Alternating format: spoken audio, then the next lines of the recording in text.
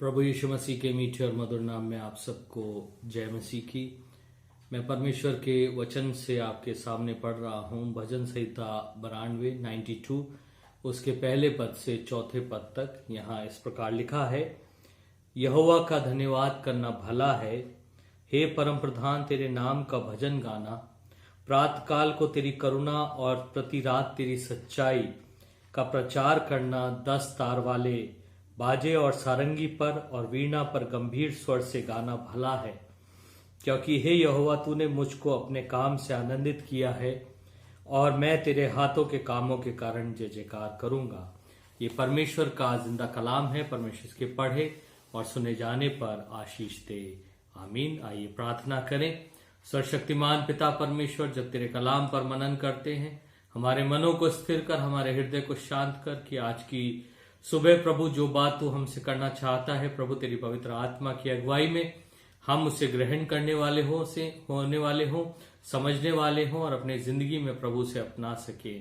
जितने भी प्रभु देखने और सुनने वाले हैं, हर एक को आशीषित कर, तेरे मीठे और पवित्र नाम से मांगते हैं, आमीन।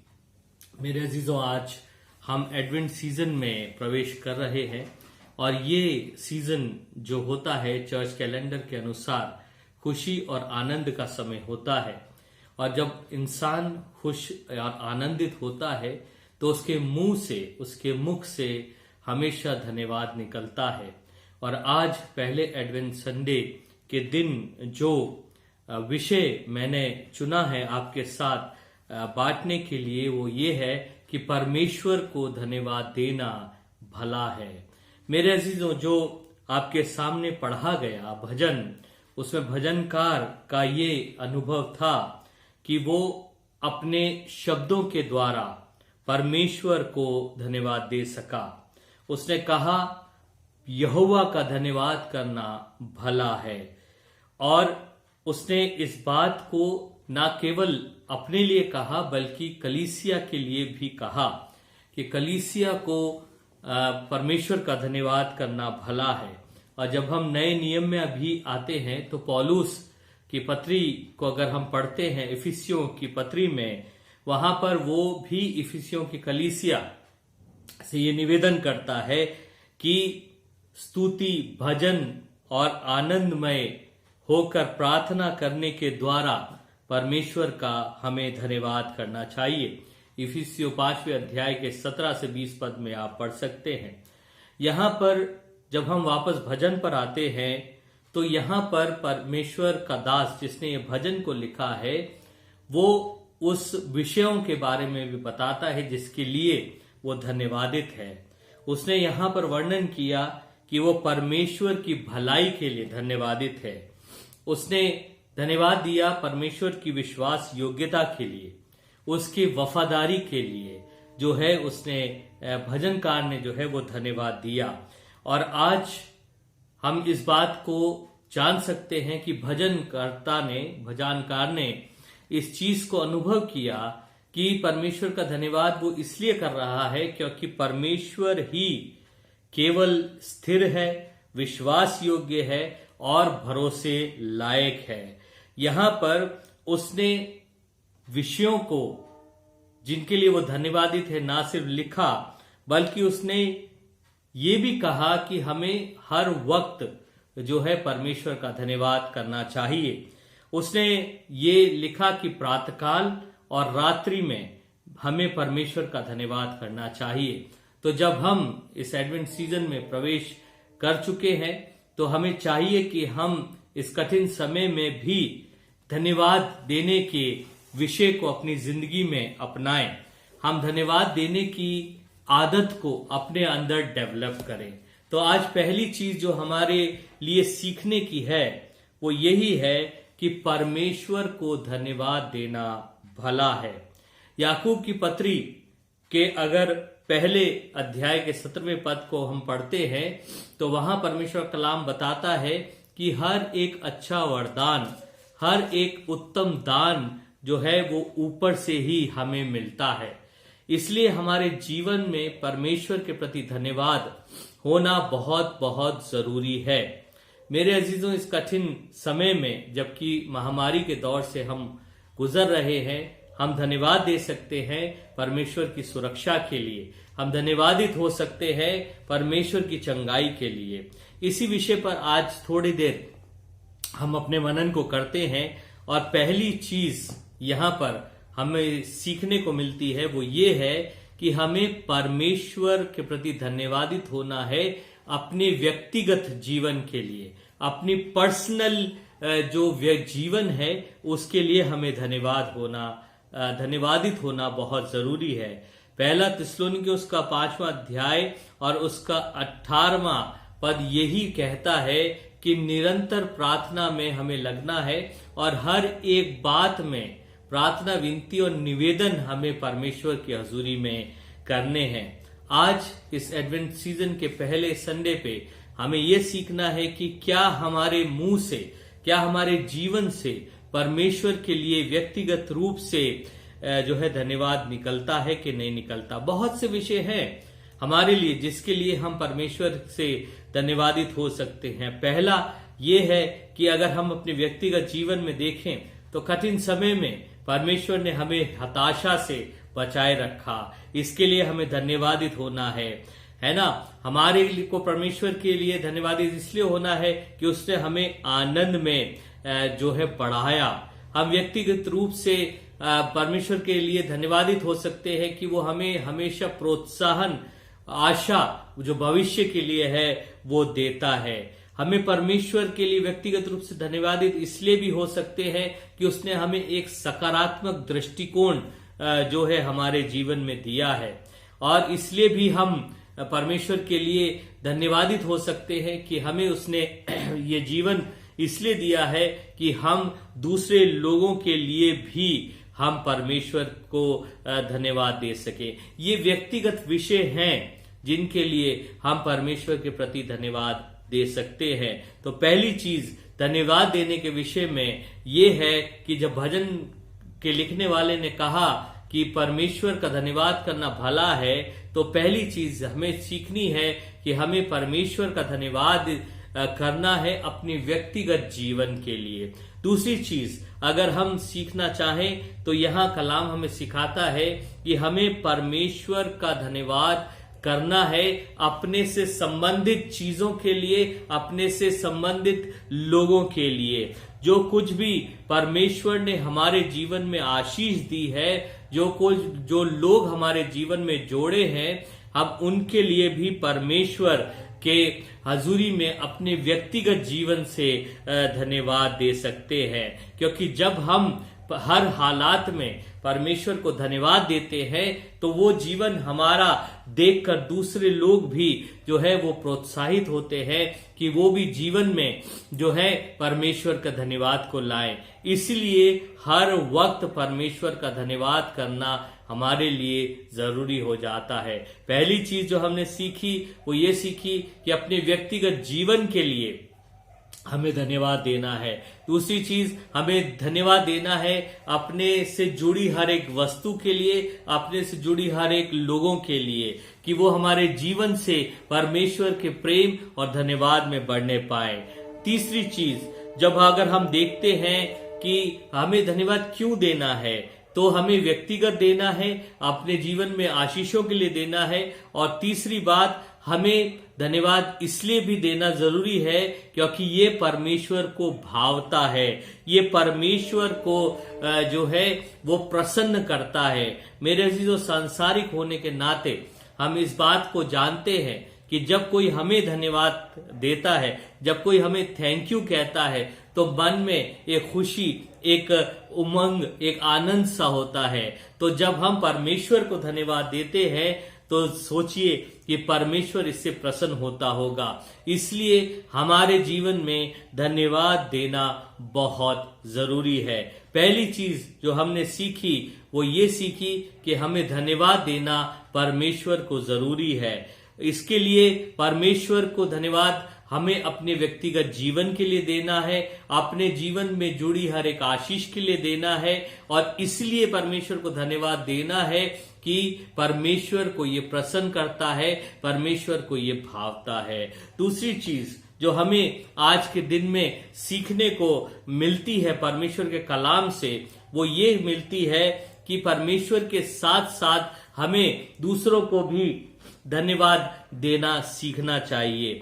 आज मेरे अजीजों, कई लोगों के मन से, कई लोगों के मुंह से हमें इस बात को सुनने को मिलता है कि मैंने इसके लिए कितना किया, लेकिन उसने मुझे एक बार भी थैंक यू नहीं बोला। जरा सोचिए कि जब हम दूसरों के द्वारा हमारे लिए किए गए छोटे से छोटे कार्य के लिए भी अगर धन्यवाद देते हैं तो कितनी प्रसन्नता उस व्यक्ति को हम दे सकते हैं। आज एडवेंट सीजन के पहले दिन में हमें ये बात सीखनी जरूरी है कि हमें परमेश्वर को सबसे पहले धन्यवाद देना है और साथ ही साथ अपने से जुड़े हर एक व्यक्ति को, हर एक इंसान को जो है धन्यवाद देना जरूरी है। कुछ बातों को मैं आपके साथ शेयर करना चाहता हूं। जब लोगों की बात होती है तो हमें किन किन लोगों को जो है धन्यवाद देने का अवसर परमेश्वर ने दिया है। पहली चीज हम अगर देखें तो हम कलाम जो पढ़ते हैं तो कलाम इस बात को हमें सिखाता है कि हम अपने बुजुर्गों, अपने माता पिता को भी धन्यवाद दे सकते हैं। शेक्सपियर ने अपने एक कथन में ये कहा कि जो इंसान अपने माँ बाप के प्रति कृतज्ञ और धन्यवादित नहीं होता उसके मुंह में सांप के दांत होते हैं। अर्थात इस बात से हम समझ सकते हैं कि ये कितने आनंद की बात हो सकती है अगर हम अपने बुजुर्गों, अपने माता पिता को अपने जीवन के लिए, अपनी उनकी अपब्रिंगिंग के लिए, उनके लालन पोषण के लिए धन्यवाद दें। एडवेंट सीजन में हमारे लिए अवसर है जब हम बाहर कम निकल रहे हैं, अपने परिवार, अपने बुजुर्गों के साथ अपने जीवन को हम व्यतीत कर रहे हैं, तो हम उन्हें धन्यवाद दे सकते हैं। पहली चीज हमने सीखी कि परमेश्वर को धन्यवाद दें अपने व्यक्तिगत जीवन के लिए, व्यक्तिगत आशीषों के लिए, और इसलिए धन्यवाद दें कि वो उससे प्रसन्न होता है। दूसरी चीज जो हम सीख रहे हैं वो ये सीख रहे हैं कि हमें परमेश्वर में होकर दूसरों के प्रति भी धन्यवादित होना है। और वो कौन कौन लोग हैं? पहली चीज हमने बताई कि वो अच्छी बात होगी कि हम अपने बुजुर्गों, अपने पेरेंट्स के लिए धन्यवादित हों। दूसरी चीज हम धन्यवादित हो सकते हैं अपने जीवन साथी के लिए। मेरे अजीजों, हम देखते हैं कि परमेश्वर में जो घराने होते हैं उनमें आपस में एक दूसरे के प्रति धन्यवाद बहुत कम पाया जाता है। डिफरेंसेस बहुत होते हैं, लेकिन एक दूसरे के लिए धन्यवादित होना परमेश्वर का कलाम हमें सिखाता है। वो ये कहता है कि एक दूसरे को भी हमें धन्यवादित जो है होना है। आज के दिन में सोचिए कि क्या आप कभी अपने जीवन साथी, पति हो या पत्नी हो, कितनी बार आपने उसे थैंक यू बोला है। हम अपना अधिकार समझते हैं एक दूसरे के लिए कामों को करने के लिए, लेकिन परमेश्वर का कलाम इस बात को हमें सिखाता है कि हमें एक दूसरे के प्रति धन्यवादित होना चाहिए। जब हम धन्यवादित होने की विषय में बात कर रहे हैं तो परमेश्वर के साथ साथ परमेश्वर कलाम सिखा रहा है कि हमें अपने बुजुर्गों, अपने पेरेंट्स का धन्यवादित होना जरूरी है। दूसरा, हमें अपने जीवन साथी का धन्यवादित होना बहुत जरूरी है। परमेश्वर को धन्यवाद दें अपने जीवन साथी के लिए, उसकी सहयोग के लिए, उसके सपोर्ट के लिए, जो जीवन की हर एक परिस्थिति में वो आपके लिए करता है। और परमेश्वर को धन्यवाद दें उसके जीवन के लिए, उसके विश्वास के लिए, उसकी सेवा के लिए, जो एक कपल के रूप में आप कर रहे हैं। तीसरी चीज परमेश्वर कलाम हमें सिखाता है कि ये भी एक भली बात हो सकती है कि हम अपने बच्चों का भी धन्यवाद करें। आज के जमाने में ये बहुत असंभव बात लगती है और बहुत से माँ बाप ऐसे हैं जो अपने बच्चों की तुलना करते हैं, अपने बच्चों की कमियां निकालते हैं, अपने बच्चों को प्रोत्साहन नहीं देते और उनके व्यक्तित्व को एक आघात, एक चोट सी पहुंचती है। लेकिन जरूरत इस बात की है कि अपने बच्चों के प्रति धन्यवादित होना भी हमारे लिए लाजमी है, क्योंकि जब ये एटीट्यूड, ये हमारे जीवन में आदत आएगी तो हमारे बच्चों में भी वो आदत आएगी और हमारे बच्चे जो है वो सेल्फ कॉन्फिडेंस, आत्मविश्वास में और एक अच्छी पहचान में बढ़ने पाएंगे, वो भी अच्छी आदतों में बढ़ने पाएंगे। इसलिए जरूरी है कि हम इस बात को सीखें कि हम ना सिर्फ बुजुर्गों का, अपने जीवन साथी का, बल्कि अपने बच्चों का भी धन्यवाद करने पाए। जरा सोचिए, आज के दिन में कितनी बार आपने अपने बच्चों को थैंक यू कहा? आपने कितनी बार अपने बच्चों को थैंक्स के जरिए, धन्यवाद के जरिए प्रोत्साहित किया है? आज परमेश्वर का कलाम हमें इस बात के लिए प्रोत्साहित कर रहा है कि हम अपने बच्चों के प्रति भी धन्यवादित हो। अभी तक हमने दूसरों के प्रति धन्यवाद में 3 ऐसे वर्ग या ऐसे सेक्शंस को देख लिया है जिनके प्रति हम इस एडवेंट सीजन में धन्यवादित हो सकते हैं। पहला, अपने बुजुर्गों, अपने पेरेंट्स के लिए हम धन्यवादित हो सकते हैं। दूसरा, हम अपने जीवन साथी के लिए धन्यवादित हो सकते हैं। तीसरा, हम अपने बच्चों के लिए धन्यवादित हो सकते हैं। चौथी चीज, अगर हम अपने जीवन में देखें तो हम अपने दोस्तों के लिए भी धन्यवादित हो सकते हैं। आज हम दुनिया में देखते हैं कि दोस्त बहुत ही अहम रोल जो है हमारी जिंदगी में अदा करते हैं। कई बार ऐसा होता है कि हमारी संगति हमारे जीवन की दिशा को निर्धारित करती है।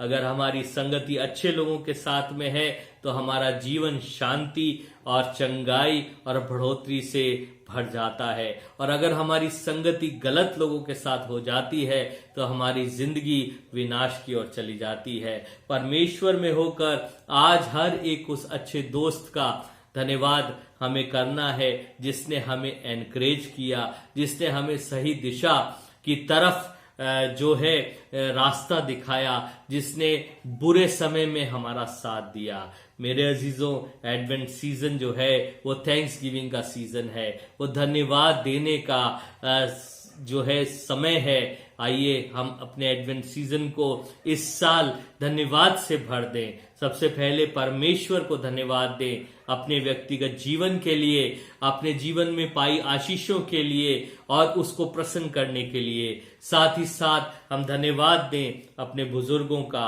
अपने माँ बाप का, अपने जीवन साथी का, अपने बच्चों का और अपने दोस्तों का। ये हमने अभी तक सीखा 4 ऐसे क्षेत्र हैं। 5वां क्षेत्र एक और परमेश्वर कलाम हमें बताता है जहां हम धन्यवाद दे सकते हैं।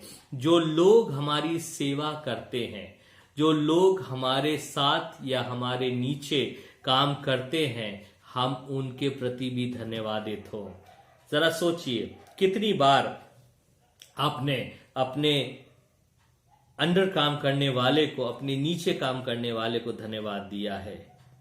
मेरे अजीजों, ये बहुत जरूरी होती है कि हम हर एक सेवा के लिए जो हमारे लिए और हमारे साथ की जाती है, अन्य लोगों का हम धन्यवाद दें।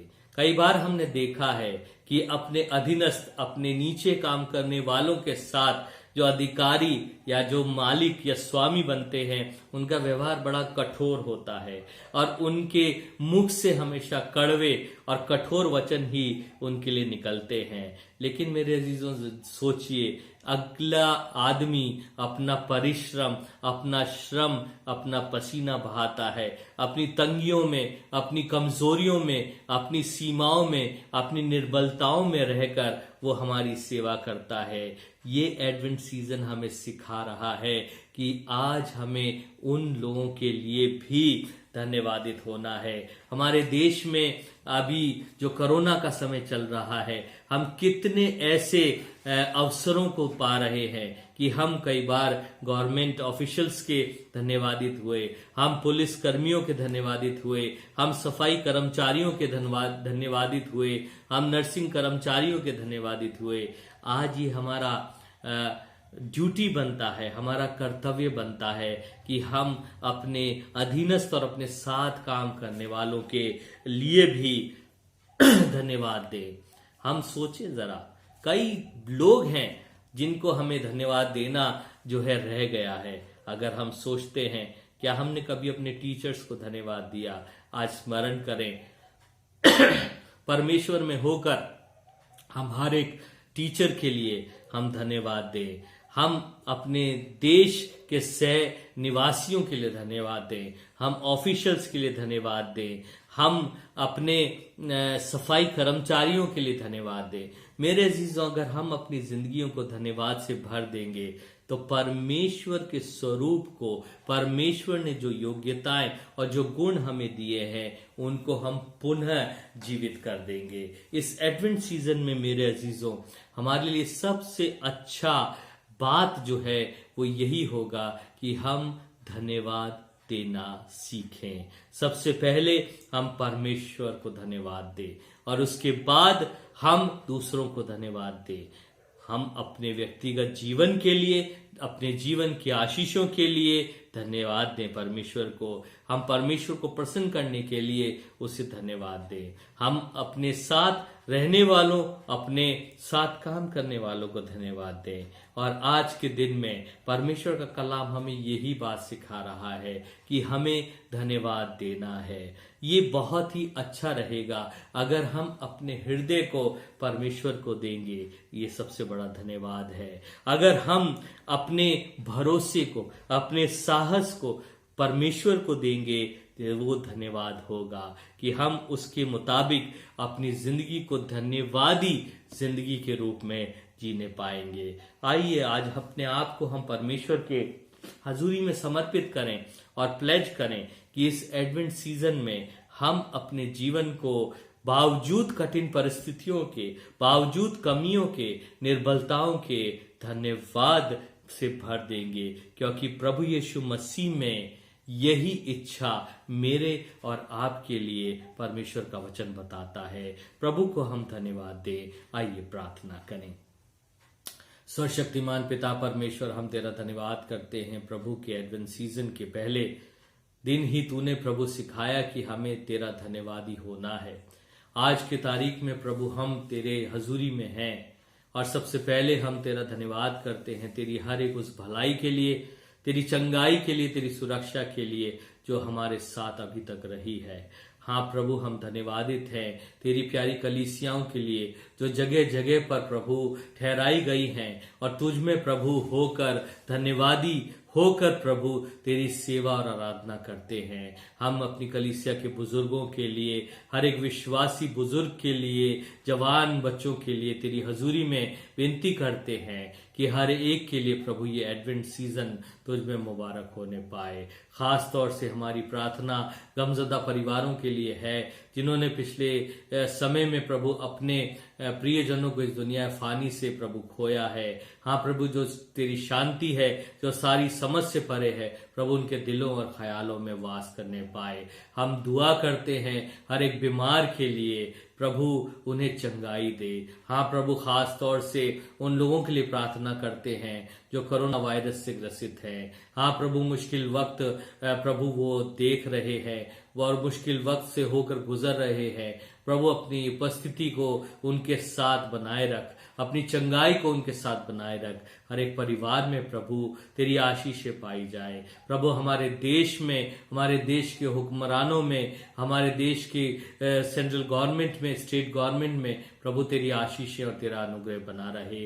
प्रभु हमारे डिस्ट्रिक्ट कलेक्टर के लिए, एसपी साहब के लिए, हर एक के लिए हम तुझसे दुआएं खैर मांगते हैं। प्रभु हम अपने पुलिस कर्मियों के लिए, नर्सिंग कर्मियों के लिए और हर एक उस जन के लिए धन्यवाद तुझे देते हुए विनती करते हैं कि हर एक को प्रभु इस महामारी से बचाए रखना। हमारे जीवन की योजनाएं प्रभु तुझ में होकर पूर्ण होने पाए और हम सब प्रभु धन्यवाद, स्तुति और महिमा में प्रभु बढ़ते चले जाए। हमारे साथ हो, हमारी मदद कर। तेरे मीठे और पवित्र नाम में होकर इस विनती को मांगते हैं, आमीन। अब हमारे प्रभु यीशु मसीह का अनुग्रह, पिता परमेश्वर का प्रेम और पवित्र आत्मा की संगति और सहभागिता हम सब के साथ आपसे लेकर हमेशा तक होती रहे, आमीन।